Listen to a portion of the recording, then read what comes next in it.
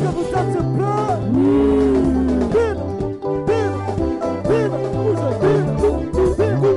Allez, vite, vite, dansez, dansez, dansez, bougez, vite, dansez, dansez, bougez, dansez, bougez. Motoma, motoma, kuna fire. Kuna fire, kuna fire, fire. Kuna fire, kuna fire. Motoma, motoma, kuna fire. Kuna fire, fire. Kuna fire, fire. Sabeneli, akiti sanga bombe. Oya fosa, sanga bombe. Sabeneli, akiti sanga bombe. Oya fosa, sanga bombe.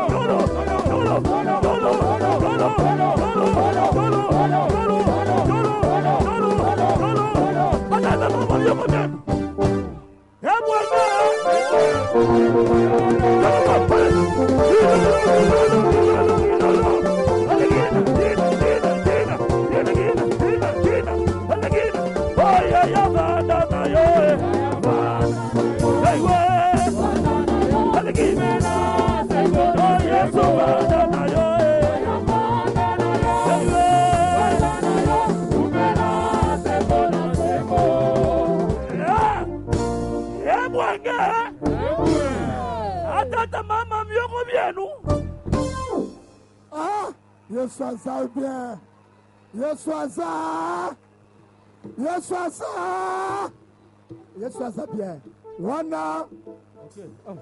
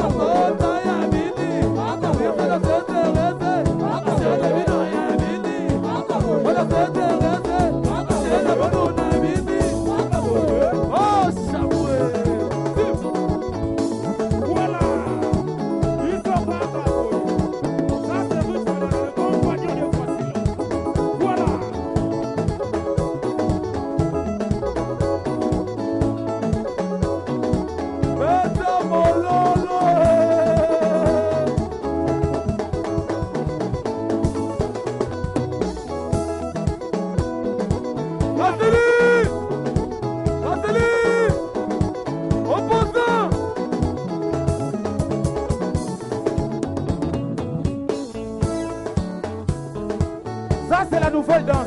Il en va bien voir. Il en va bien. Il en va bien.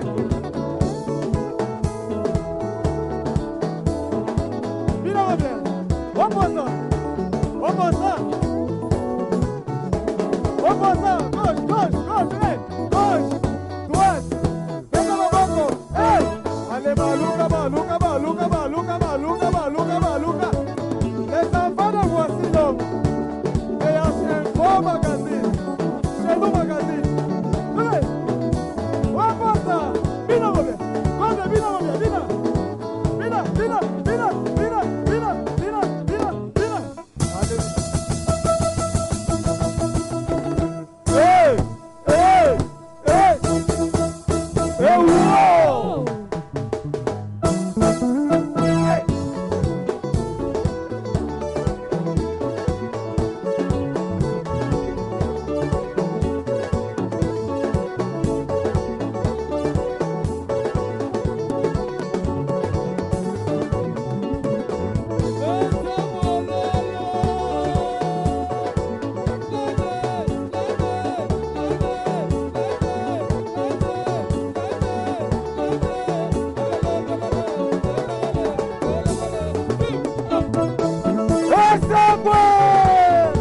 Voilà les enfants. Yes, was a lady. Yes, was a bien. Vérifiez son besoin. Ma lèvre, ma lèvre.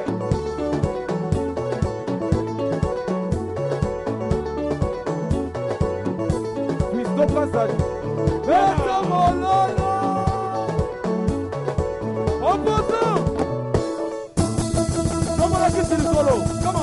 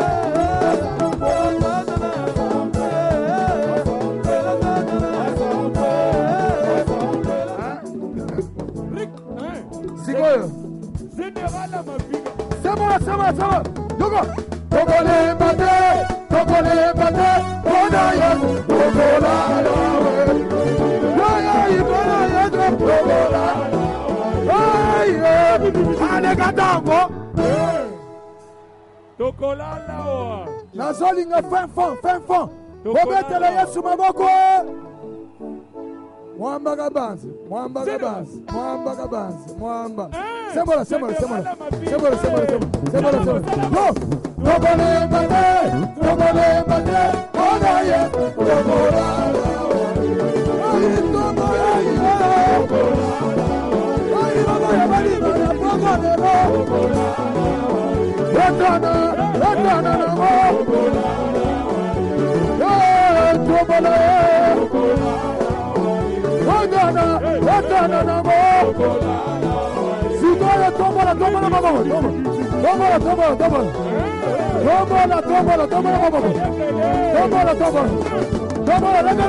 On y va.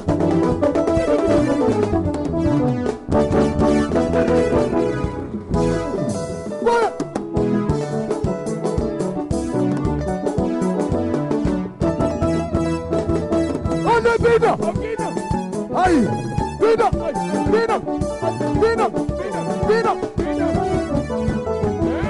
Oh, kele. Sambiwa François, Mungete la boilu mubia muge. Kele.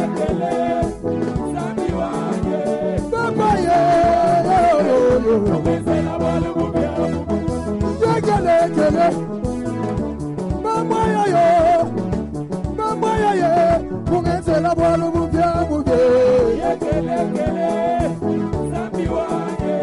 Colonne sur VIP. On le bina. Bina. Bina. Bina. Bina. Bina. Yakele kele. Zambalole. Zambalona. Asale ingani kamwasige. Yakele kele.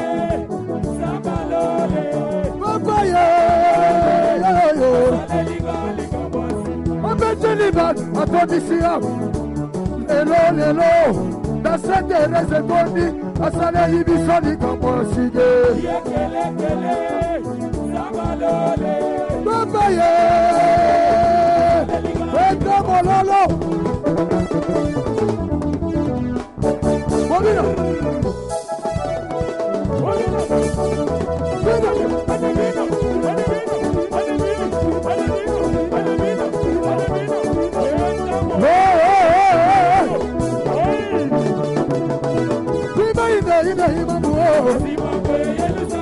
Bala jibana inizanye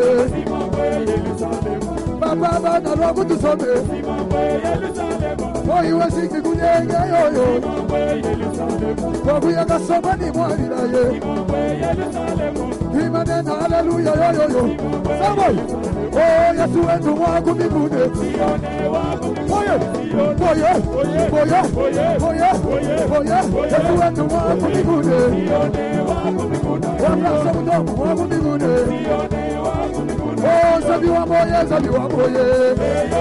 Come on Yo Zabi wa magulu zabi wa balade Oye iwe Ayi bwetu muyezu matanga bunede Oye iwe Oh jidode Yo jidode papa waye Chelo na mutu Mama didona Yekele nidona nzandi wa mutongo Wadi bema digulode Yo Tino we yo Kolenga wanye Wanda wanye digulode Digulode Yo wanye digulode Digulode Comment position Sima mutana yo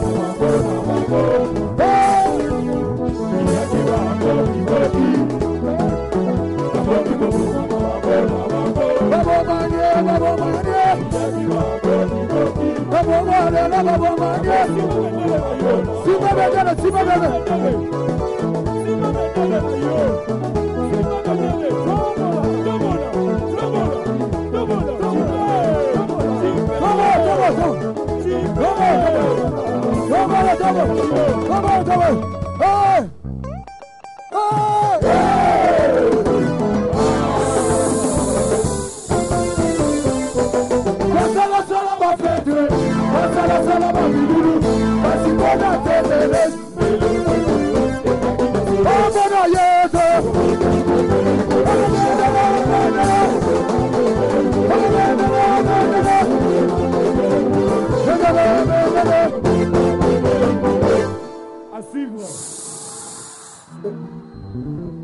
Bonabilie Kotiboye. Bonabilie Salini. Le pasteur François Moutombo, voici l'homme. L'homme à la tunique de plusieurs couleurs. C'est cet homme-là, mon père spirituel. C'est cet homme-là, celui qui nous a engendrés dans les choses de Dieu. C'est cet homme-là que nous voulons maintenant appeler. Ceux qui t'ont oiseau pour ça, ceux qui ont la branché, ceux qui ont bêti moulona na maboko, porte moko ya cité kofungwama. L'ange Paul, le pasteur François Moutombo, voici l'homme, dans oiseau pour ça, dans oiseau pour ça, dans son yakaye, ça m'a beaucoup makasi. L'homme de Dieu, le pasteur François Moutombo, mon père spirituel, l'homme qui nous a engendrés dans les choses de Dieu. Il est là, il est là, il est là, le visionnaire, le grand travail, il est là, l'homme de Dieu, il est là.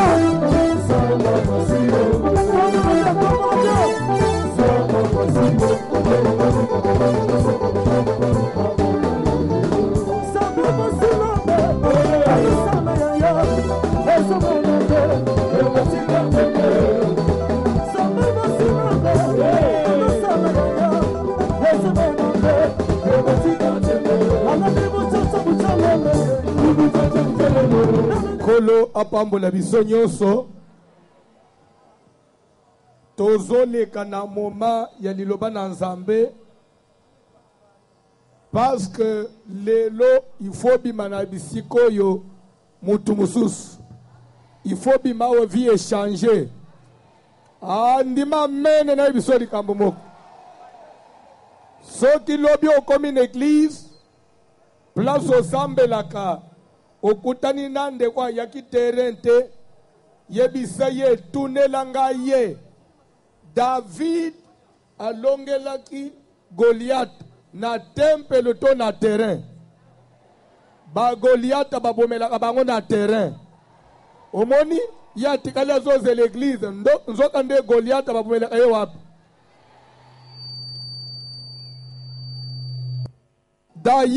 d'ailleurs Bible zoloba pone Jésus na Satan qu'il l'a livré publiquement en spectacle en triomphant de lui sur là Jésus a longé ki Satan na bisia obomba matona public na milieu public c'est-à-dire que victoire na yo ozozo ango lelo na terrain oy parce que c'est un milieu public. Il faut y la Bible bien qu'on néglige à misala ya boyete. Bazo tangele biso Bible, Nombre chapitre 22. Nakozala mulaite. Soko yebite te prévoir lumière te. C'est les apôtres aussi les savants. Te prévoir lumière awate. Nombre chapitre 22. Bazo tangele biso à partir du deuxième verset jusqu'au verset 6 rapidement. Nombre chapitre 22, les versets 2 à 6, nous lisons au nom de Jésus de Nazareth. Balak, fils de Tsippor, vit tout ce qu'Israël avait fait aux Amoréens. Balak mwana ya Tsippor amonaki manzo Israël asalaki batu na Amona. Très effrayé en face d'un peuple aussi nombreux. Moab yoki somo na kotala nombre ya bana na Israël.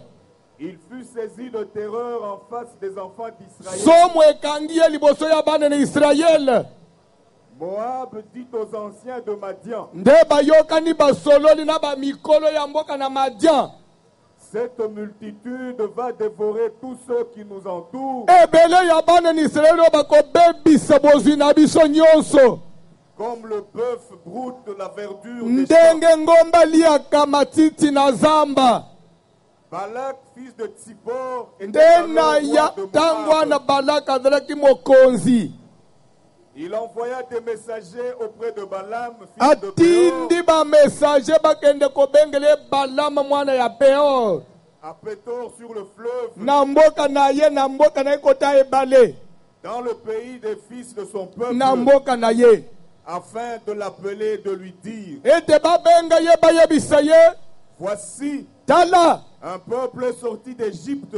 libota moko ebimi na Egypte Il couvre la surface de la terre batondisi mokili et il habite vis-à-vis de moi. bafangi face à face na ngai Viens, je te prie, yaka na bondeli yo maudis-moi ce peuple, lakelela ngai libota wana mabe car il est plus puissant que moi. mpo baleki ngai makasi Peut-être ainsi pourrais-je le battre et le ntango chasserai de mosusu du na pays, maloba na yo nakoki kobeta bango mpe nabenga na bango liboso na ngai car je sais que celui que tu bénis est béni, mpo nayebaka soki yo opamboli mutu wana pambwamaka et que celui que tu maudis est soki maudit. olakeli mutu mabe mutu wana lakamaka mabe. Que Dieu bénisse sa parole. Pesa ngai 15 minutes landa tema na biso ezali la parole de l'homme de Dieu, liloba na mutu na nzambe. Qui est-ce qu'on appelle l'homme de Dieu? Na Israël, appellation l'homme de Dieu est attribué plus na ba prophète. Soko tangi lisolo ya femme sunamite, il voyait Élisée tous les jours. Azole kaliboso anda konaye. Asolo na mubali na lobi, cet homme de Dieu qui passe toujours. Liboso na biso, je sais que c'est un saint homme de Dieu. Ce monsieur qui passe, c'est un saint homme de Dieu. Homme de Dieu. Homme de Dieu veut dire na Bible prophète. Musali na Nzambe. La bouche autorisée. Bible ezoloba ke Balak mokonzi ya Moab na tango na ye amoni Israël babimi na Egypte balekaki ebele somo esali ye parce que ayokaki mpe makambo Israël babandaki kosala na nzela koma banyokolaki bato mosusu na kobanga wana asololi na bampaka ya mboka na ye alobi tozela Israël bakoma awa te toluka totinda batu bakende kobengele biso l'homme de Dieu Balaam prophète aya abimisa maloba eloko esepelisi ngai Balak païen, Balak aza païen, un païen, il ne priait pas, il ne connaissait pas Dieu. Aza mokonzi ya Moab, Moab mboka ya malédiction et utana inceste. Mais dis-moi tout nangai, comment est-ce que Balak yebaki ke batu na Nzambe badalaka important? Soka lobili lobe koki ko aider yo. Azuela ke information wana wap. Parce que Moab soko yebite ancêtre ya Moab, koko vrai koko ya Moab, kombo na ye Lot. Lot azande ko ya Abraham. C'est que badalaki na makila, ataba utaki na inceste, badika même na makila ya koyeba makambo na Nzambe. Vous comprendre? Voilà ce qu'il a aidé à habiter dans les combats. Minduki elonga kate soki spirituellement bozana couverture te. Ndatindi babenga Balaam avant même d'aller au combat mutu na Nzamba yabimisa maloba. Pelere mutu na Nzamba komi Balak paye azwebisa prophète ke na lingi oloba olakela bato wana mabe parce que soki olobi maloba na yo ebimi ekoki koede ngai nalonga bango lelo nakobimisa maloba tika nayebisa yo une chose nakoloba maloba na deux volets. Premier volet, je vais maudire mutu nyonso abima liboso na yo pour te causer du tort. Si mananga iko maudire ye ekoede yo olonga ye obeta ye prière na yo eboma ye nazo banda na komodir mutu nyonso telema na famille alingaka te bozwa mbongo qu'il soit maudit au nom de Jésus.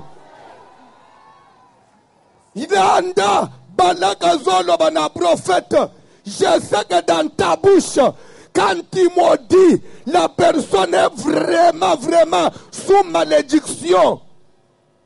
Il a commencé par là. Je suis sorti ce soir comme prophète, homme de Dieu, l'homme qui a une parole efficace, l'homme qui a une parole efficace, l'homme que le monde des esprits écoute.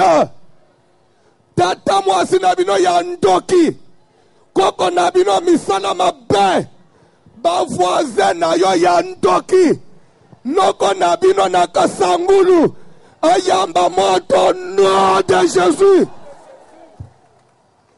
Information ya liboso na yelio, muto alokaka yo, akokote 2020. Est-ce que tu peux dire na mutada pembeni na yo, ça c'est la parole de l'homme de Dieu. Muto bunji saka yo, zamba mona yo, muto fande la mariage na yo, na chelie limite, à cocotte 2020, parce que yo il faut zombongo, il faut bande bafere à minene, yo faut kende musika, il faut vendre ba voyage ya poto. Mutu nyonso alinga kesengo a famille na yote. Je le maudis publiquement. Na terrain oyo akweye lokola Goliath. Liboso ya David. Au nom de... Je suis venu dire quelque chose à quelqu'un. Balak n'a pas dit à Balaam. Je crois que non, là, il ne s'agit, c'est pas d'une croyance, même pas de la foi, non. Je voulais que tu m'écoutes très bien, ne sois pas distrait. Il ne s'agissait pas de la foi. Il n'a pas dit que je crois que c'est lui que tu me dis, non. Je sais. Ici, c'est question de la connaissance. Un homme de Dieu, il a une parole. Quand il parle, Dieu exécute.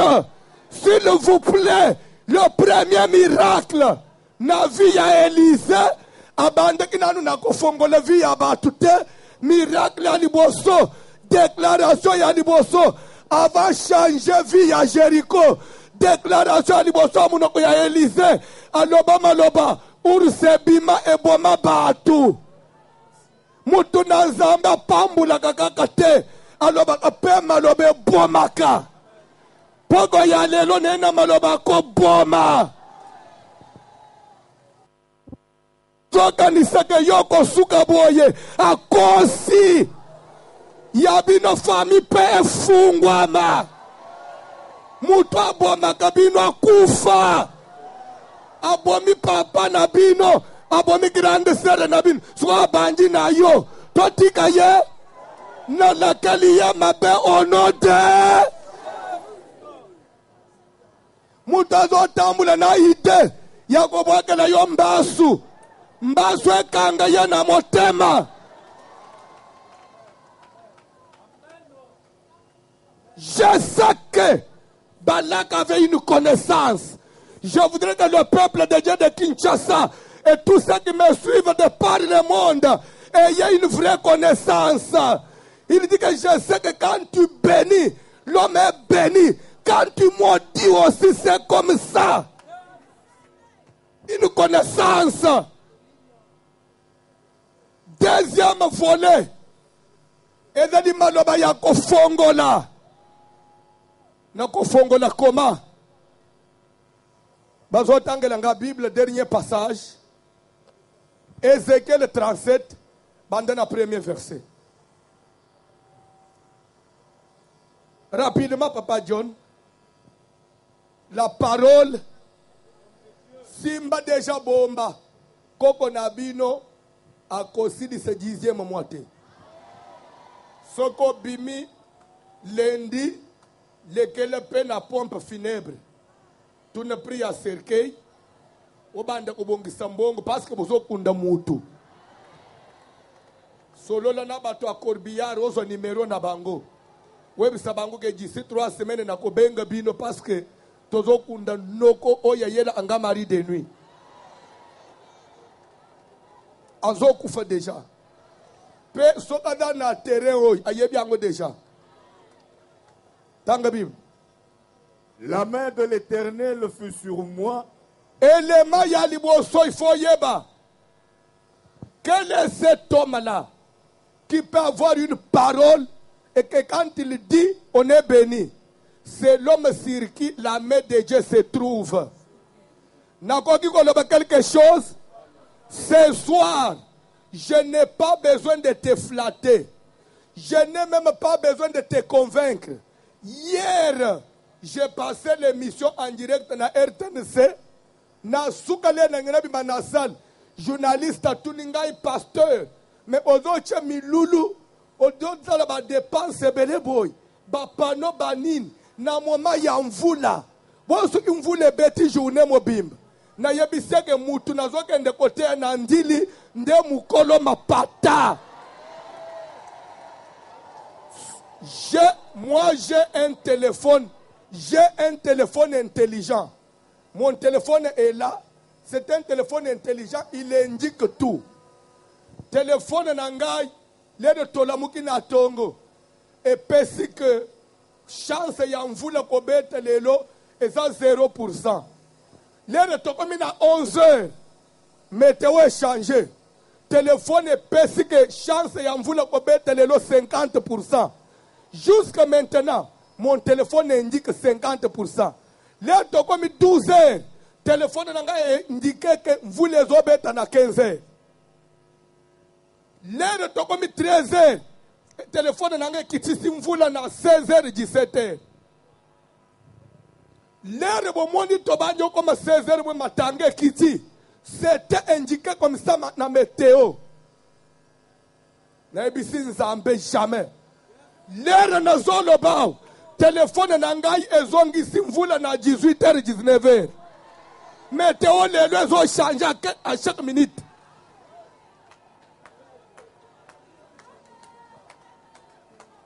C'est que ça montre que la main de Dieu. Ézéchiel a dit la main de l'Éternel fut sur moi. Ndime langai. Voici l'homme. Preuve ya liboso yangoy. Matange bunji likolo et moni pasi. Pourquoi? Parce que sanduku amibeko ezali banda.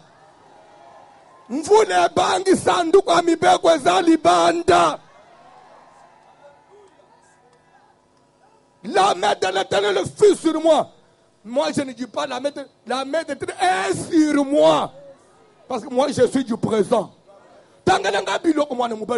Et l'Éternel me transporta en esprit. Et l'Éternel me transporta en Djili. Maintenant, je suis en Djili. L'Éternel me transporta en esprit dans ta vie.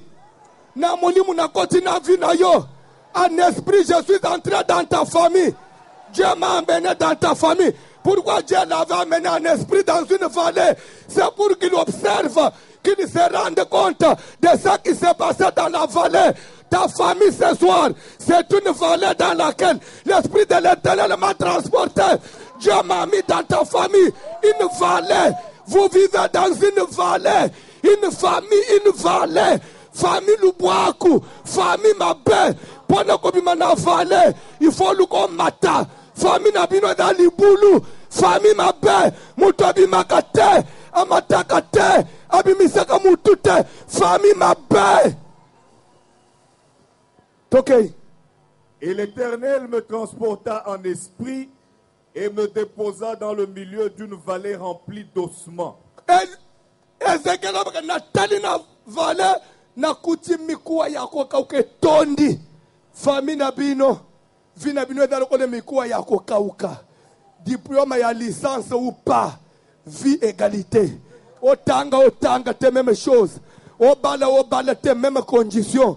Adala na poto adala na Kinshasa kaka milelo na milelo. C'est quel genre de famille ça? Loba na o famille nini. OK papa. Il me fit passer auprès d'eux. Makambu musuku pour se rendre compte, il faut pousser na pembeni. Bana njili vous êtes heureux. Bana changu vous êtes bénis. Bible dit que Ezekiel Binzamba meminga pembe na se rendre compte. Il fallait na ya na changu na se rendre compte. Na se rendre compte ya vi ozobika. Bakosi. Loko Ezekiel akoti lubwaku. Makambo zo changer. Papa tanga Bible mwana mubalo. Et voici, Tala. ils étaient fort nombreux Et de que belé. à la surface de la vallée. Et tondi na lubwaku. Et ils étaient complètement secs. Et de que yako kauka. Tokei. Il me dit, Adobi nangai. fils de l'homme, Mwana na mutu. ces eaux pourront-ils Quand on dit revivre? fils de l'homme, ça veut dire qu'il n'est pas un ange. C'est quelqu'un qui est né des hommes avec l'eau et le sang. C'est pourquoi ce soir, il ne s'agit pas de Dieu, même pas d'un ange, mais l'homme. L'homme sur qui la main de Dieu se trouve. Zamba bengi fils de l'homme mutu ya maina makila. Regarde un peu ces eaux-là. Peuvent-ils revivre? Ézéchiel a dit, toi-même tu le sais. Il y a des choses. Ne réponds pas, ne parle pas à la place de Dieu. Dieu seul le sait. Ce côté les conditions, il y a vie. Ça paraît impossible. Mais je te dis que Dieu seul le sait. Que ça change maintenant là. Et Nzamba Bemi a yebisiye. Tanga Bible, toke papa. Il me dit, Alobi nangai. prophétise sur ces eaux Kende ko tanga dictionnaire na yo français. Consulter verbe prophétiser. Okomona bakomi entre parenthèses. Dérivé du latin. Prophétiser qui veut dire parler au nom de l'Éternel. Mutwa zoloba, mais zoloba na kombwanan. Ya Nzambe. Lelo mutunda zoloba. Nzambe mutokoloba te. Mutunda zoloba me na kombwanani. Nzambe olia loba likolo amikwa lobi na Ezekiel yo mutu sala nini. Il faut na ba moment musus que quelqu'un parle sur ta vie. Que quelqu'un déclare, comme ce soir je déclare, que le Dieu de la Bible, dont je suis serviteur, te donne un mariage heureux. Et que ton mariage soit le premier mariage de ta famille, qui fera la fierté de tout le monde, qui donnera même l'envie, na ba célibataire ba bala, libala ya yo epese souci, ba ibabala kalabaluka moyen ya koleka na deuxième session. Basala lettre à recours.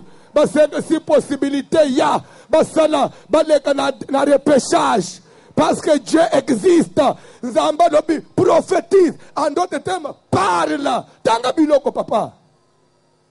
Fils de l'homme, Mwana ya mutu. ces eaux pourront-ils revivre? O mikuo yekobika. Je répondis, Na lobi. Seigneur éternel, Kolo Yahweh. tu le sais. Yo yebi. Il me dit, Alobi nangai. prophétise sur ces eaux Loba maloba likolo amikuo et oyo. dis-leur, Yebisa mikuo oyo. ossements desséchés, Yo mukuo ekauka. Yo Écoutez vie, la parole vie de sans l'Éternel. espoir. Écoutez la parole de l'Éternel. ainsi parle le Seigneur, Ainsi parle le Dieu de voici l'homme. l'Éternel, Zambé, à ces eaux. na matrice ekauka. Voici, Trop bouché. Mubali zanga spermatozoïde. voici, je vais faire entrer en vous un esprit Il y a maintenant un esprit de fécondité. Ekota na libumu nyonso ememakazemite. Un esprit de fécondité. Je suis en train déjà de travailler. Zala concentré. Soki na lobi lilobe talika na yo. Neti soko kamata liboko chana libumu. Chana seya ba ventre. Je déclare libumu nyonso ebota te. Libumu nyonso ememakamwana te. L'esprit de l'Éternel. Un esprit nouveau. Un esprit de fécondité. Molimu ya bana. Molimu ya kome mazemi. Molimu ekola mu spermatozoïde ya mubali na yo. Molimu esidi saka infection.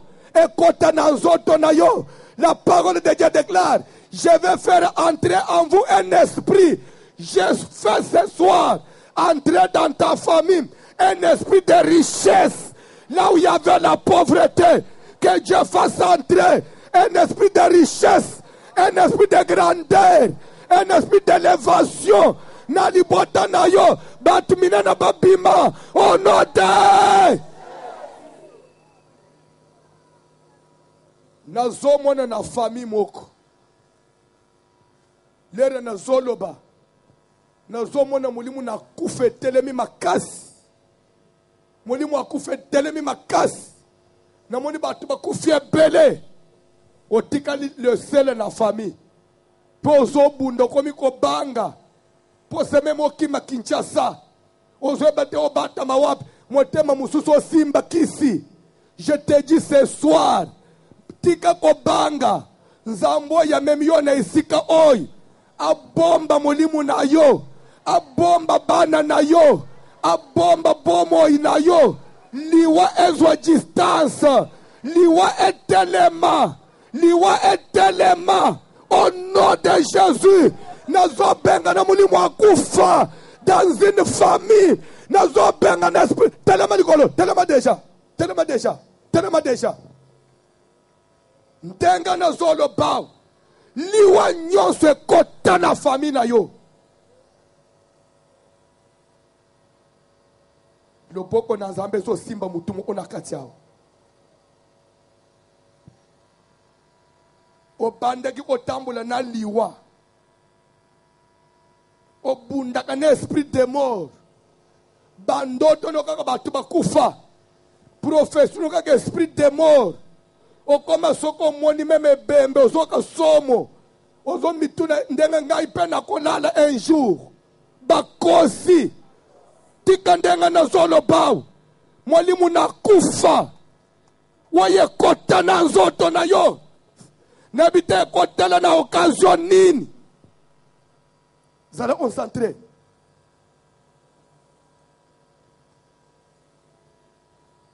Télévision na zo mone na zo molimu na kufa bim.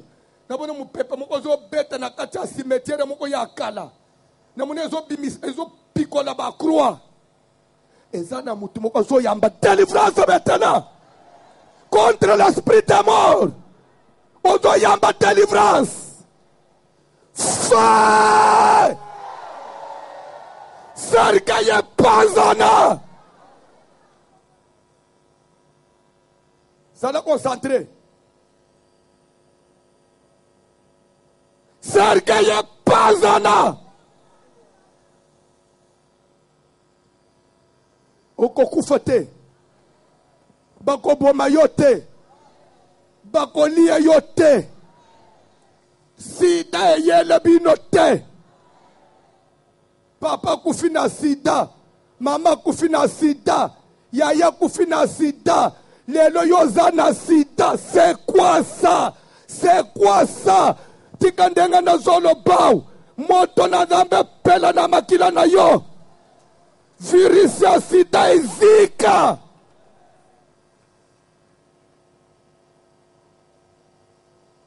Que la délivrance de Dieu te touche. Dieu a dit à Ézéchiel, parle. C'est question de la parole. Ce soir, je suis venu parler. Je suis venu déclarer. Au nom de Jésus. Migoué Kauka. Vous allez concentrer. Soko mona kate. Zolo bo ucheli kolo amis. Otambo la kate simba makolo na yo.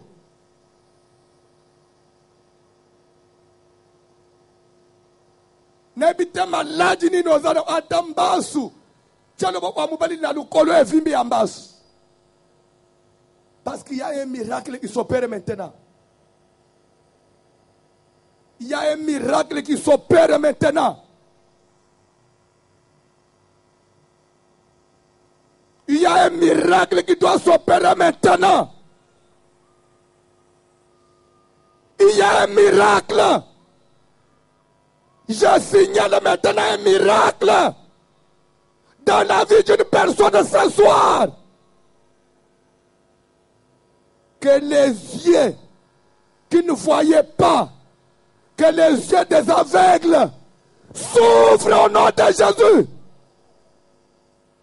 Ilamba ya mwindo molili bachayo na misu molili wana ekima, molili wana ekima, molili wana ekima, molili wana ekima, mizu na ye fungwama, makolo na ye kemba, makolo na ye kemba, liwabima, liwabima, fire! Mbaso limwa ezonga na bakolo nango sikoyi, ezonga na bakolo nango sikoyi, ezonga na bakolo nango sikoyi, ezonga na ndako anganga sikoyi. Libanga bachayo na libumu na Yohana, libanga bacha na libumu na Yohana, libanga bacha na libumu na Yohana, libanga epazana, epazana, epazana, epazana.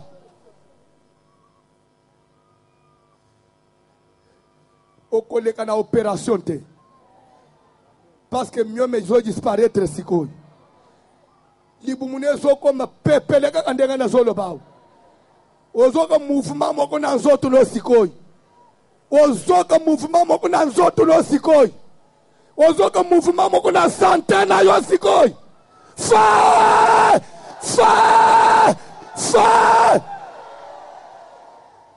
Fungwama! Que les sourds entendent, que les muets parlent, que les aveugles voient, que les morts ressuscitent. C'est la parole de l'homme de Dieu. C'est la parole de l'homme de Dieu. Reçois la vie. Recouvre la vue. Fais.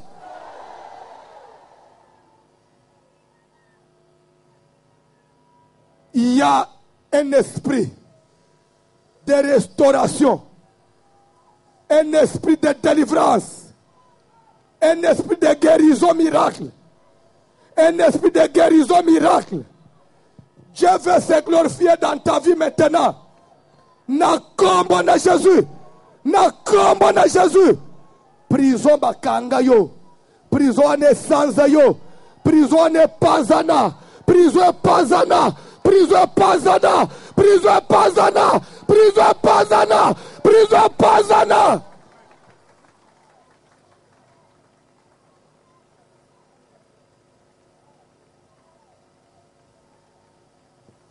Nazo bengan.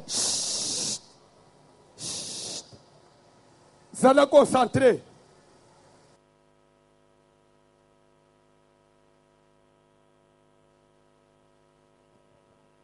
Zala concentré. Zala concentré. Soki babalisa yo na butu. Soki papa kulutu mo akoma mari deni na yo. Soki sameki na akoma mari deni na akoma fama deni na yo.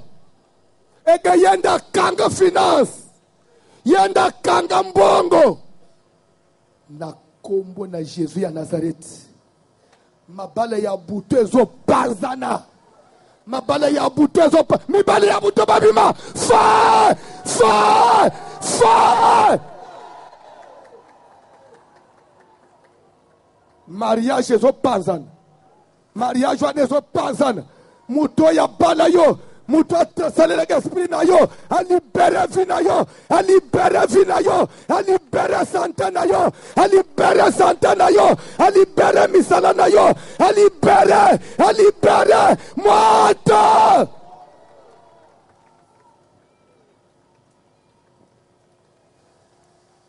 Zala concentré parce que nazo mona.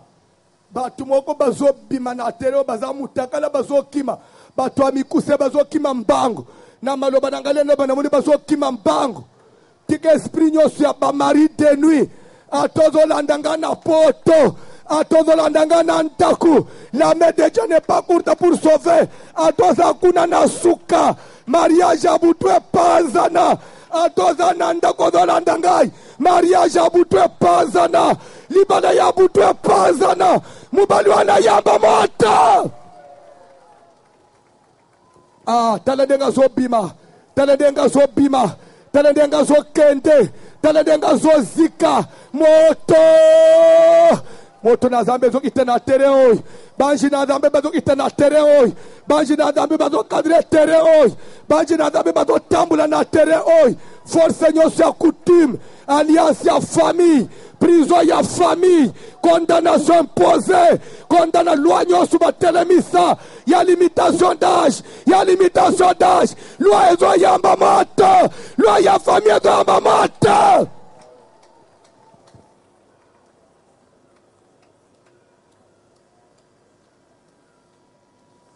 Kamata maboko mibale sikoyo chali kolo mutu na yo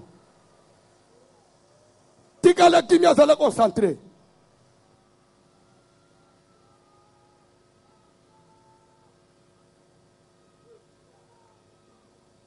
zala concentré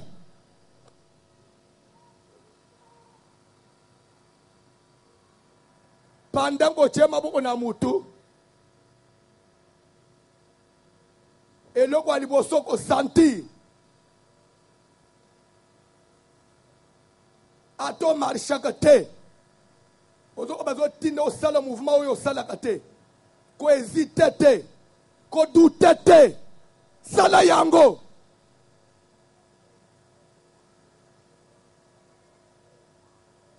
parce qu'il y a un miracle maintenant qui s'opère dans ton corps. L'Esprit de Dieu est enseigné. Et Dieu est en train de briser les chaînes. Dieu est en train de briser les chaînes. Dans le nom de Jésus. Dans le nom de Jésus.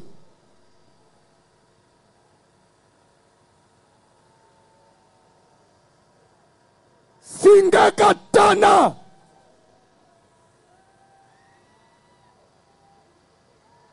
Singa katana.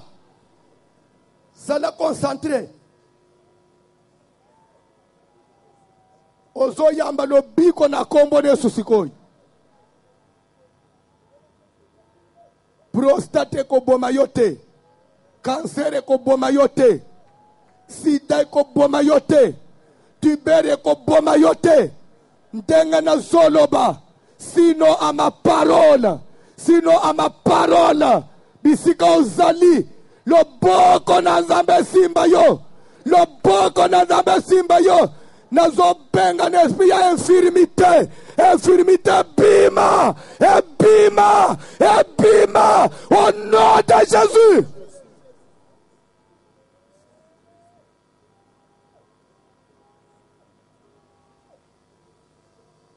Fungwama.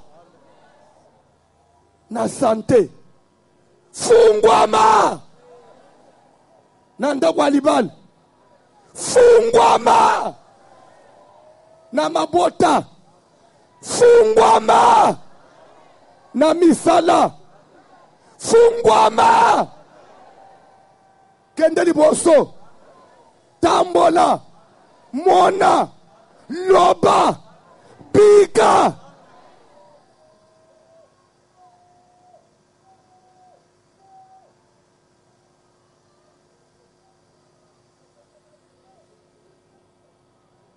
Singamoko ezo katana. Malgré la résistance. Singamoko ezo katana. Singamoko ezo katana. Eloko moko ezo bima na nzoto no sikole na zolo bao. Libumwane fungwama, libumwane fungwama, libumwane fungwama. Libumwane fungwama, libumwane fungwama. Eloko amabeba chona nzoto ebima, ebima, ebima, ebima.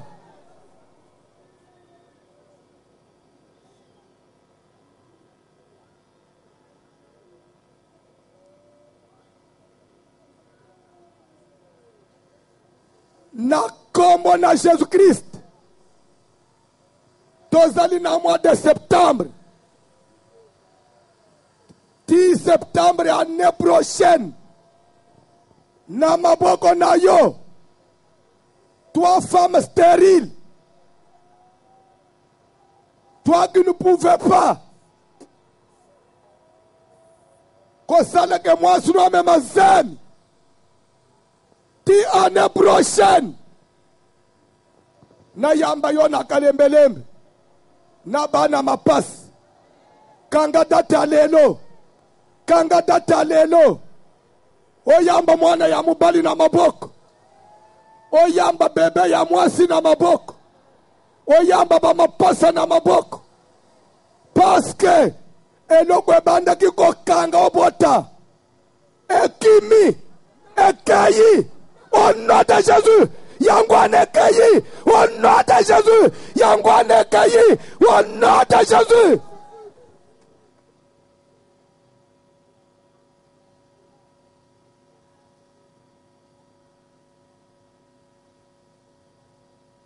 Maladi nyonso ekotisa yo ndako tango mulayi tango subaye na yo ya komema, je le déclare au nom de Jésus, pour qui je suis serviteur, là où tu es fatigué, alité par la maladie. Si tes oreilles m'écoutent maintenant, toi esprit de maladie mortelle, toi messager de la mort, toi que je vois maintenant, je t'intime l'ordre au nom de Jésus. En tant qu'homme de Dieu, je te dis de libérer maintenant cette personne que tu as longtemps enchaînée. Toi, esprit de maladie, libère, sors maintenant de son corps, sors, libère sa santé, sors maintenant de sa vie. Toi, esprit de maladie, maladie mortelle, au nom de Jésus. Zambe nazo salen, atelemisa yo nambeto amaladi plus ozali, atelemisa nambeto amaladi plus ozali, apeso makasi na nzoto, mikuwa na yo ezwa makasi, nzoto ezwa makasi, otambola, otelema, lamuka.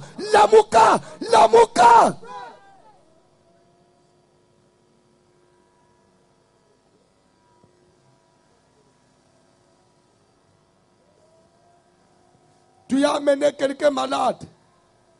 Commence à l'observer maintenant. Parce que Jésus est en train de guérir les malades. Commence à l'observer maintenant. Il reçoit la guérison maintenant. Il reçoit sa délivrance maintenant. Je le proclame au nom de Jésus. Force ya cimetière tikaye. Force ya cimetière tikaye. Force ya cimetière tikaye. Force ya cimetière tikaye. Abika. Amizongele yemo unanda kwa zotambula. Zamba peso équilibre. Zamba peso force. Zamba peso force. Organe nyonso ya nzoto ebebaki. Eyamba vie. Rebebaki. Eyamba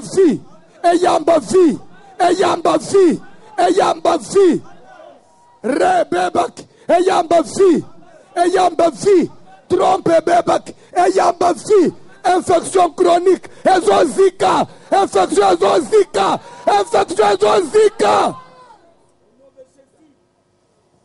Nazogende na koshite. Kama tababo ono chana niveau organe génital na yo. Vous allez concentrer. Parce que c'est un problème sérieux aussi na bisiko. Nous avons une infection. Pour ma stérilité. Ma mari, ma femme de nuit. Pendant que je parle, au nom de Jésus, une main te touche maintenant. Une main est en train de te toucher. Il y a une main qui est en train de réparer quelque chose dans ton corps. Il y a une main de Dieu qui te touche. Il y a une main de Dieu qui te touche. Il y a une main de Dieu qui te touche. Il y a une main de Dieu qui te touche là où tu es. Concentre même les boumezo baluka. Ma colezo lenga. Concentre aux sens. La main de Dieu est sur toi maintenant pour réparer. Yon se beba dans zoto na yo. Parmi les recommandations que Dieu nous avait données, nous avons besoin. Il y a couple stérile. Nous avons besoin. Il y a moutounyos. Pour ma maternité. Pour ma maternité. Soit au bout de césarienne. Soit aux anazem. Mais on connaît des troubles. Quand on a terrain. Je vais chuter. Aux anazem. Mais il y a des menaces. Quand on a terrain. Nanobalité, Mais la prophétie parle toujours de la stérilité. Quand on a terrain. Il y a infection. Infection est zonga. Et si la kate, quand on a terrain. Quand on a terrain, je vais terminer déjà. Avant de zonga ce micro.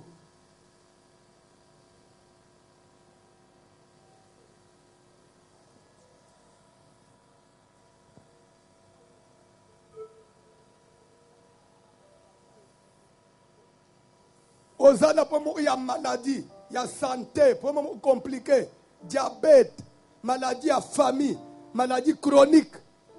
Na ligue na salle prière. Pe nzamba zobi isayo lelo. Pe kanga data lelo. Vino ezo changer lelo. Na zolo ba makambo nzamba yebise nga. Le balaka bengi si balam ke aya ko modiri Israël. Lere Balam a commis, Balam a dit que Tongelanga i 7 hôtels. Après Pesangombe, moko na meme moko na raison à chaque hôtel. Tos tiambe kalikolo na hôtel. Po ete nzamba tiamba loba na munoko na ngai. Na loba ezala efficace ezala musala na vie na yo. Dieu tout puissant, maître du ciel et de la terre. Liboso na yo. Nous avons déclaré miracle. Nous avons déclaré miracle. Nous avons déclaré miracle. Bakufi baseku. Molimu na kufa. Oye tellement na famille na bible. Malédiction. Maloba nyonso bakoza na baloba kala. Oye so bo mabino. Likambu moko salama na village. Cérémonie moko salama na village. Bitumba moko salama na bakoko na yo. Babimisa maloba kebino bana ya mutu songolo boko sila na telemi pona ku arrêter na zo déclarer que na arrêter milimu mabezo yo kangai sata zo yo kangai nguya na lifelo zo kangai kindoki ya famille zo kangai toi liwa stop au nom de Jésus stop stop stop Liwa, stop! Stop! Mutubokunda yasuka. Mutubokunda yasuka. Nalobaza yasuka. Nalobaza suka. Liwa, stop! Liwa, stop! Liwa, stop! Stop! Au nom de Jésus! Stop! Au nom de Jésus! Stop! Stop! Au nom de Jésus!